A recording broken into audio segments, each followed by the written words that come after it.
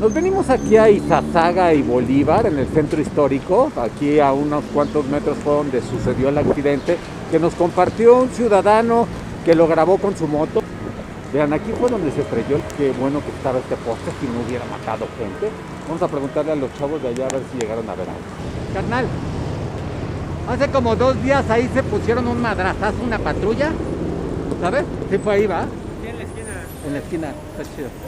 Ay, qué guapo. Sí, ahí fue, ahí se pararon. Sí, es que voy a hacer un reportaje de eso pasó porque... ese día?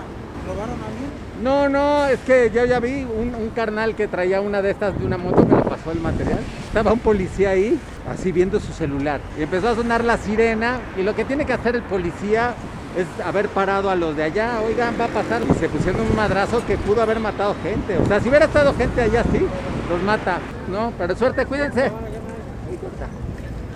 Es un punto, como pueden ver, muy complicado por todos lados. Ahí estaban las cámaras del C5 que seguramente vieron todo.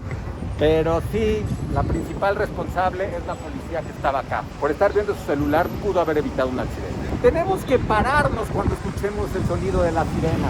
No sabemos si es un bombero, no sabemos si es una patrulla o si es una ambulancia. Pero nos corresponde pararnos, inclusive como peatones, cuando escuchemos una sirena, porque para eso son, para emergencia.